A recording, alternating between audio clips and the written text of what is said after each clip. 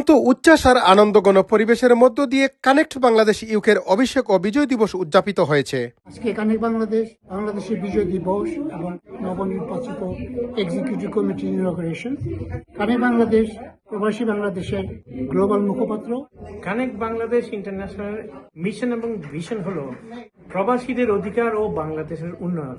Connect বাংলাদেশকে নিয়ে বাংলাদেশের যারা বিদেশে অবস্থান করছে তাদের দাবি দাওয়া নিয়ে কাজ করে যাচ্ছে।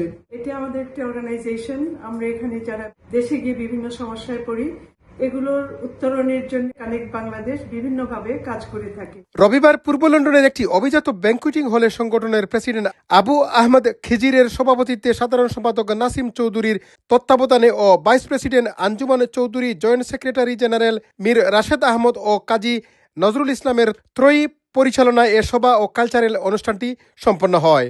এতে প্রধান অতিথি হিসেবে উপস্থিত ছিলেন British work and pension minister sir Stephen stems MP. বিশেষ অতিথি ছিলেন ক্যাম্পডেন বারা মেয়র কাউন্সিলর সামান্তা খাতুন সহ ব্রিটিশ বাঙালি কমিউনিটির বিভিন্ন পেশাজীবী ও সামাজিক সংগঠনের সম্ভ্রান্ত ব্যক্তিবর্গ।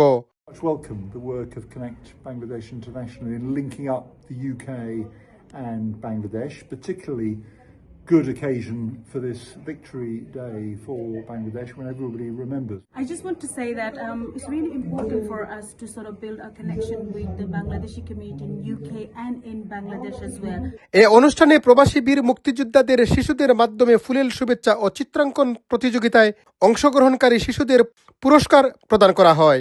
দেয়া হয় প্রধান অতিথি British minister sir Stephen Timms এমপিকে সম্মাননা ক্রেস্ট। সবার শুরুতে পবিত্র কোরআন থেকে তেলাওয়াত করেন মাসুদ তরফদার। পরিশেষে ছিল মনোজ্ঞ সাংস্কৃতিক অনুষ্ঠান ও সুস্বাদু খাবার পরিবেশনা।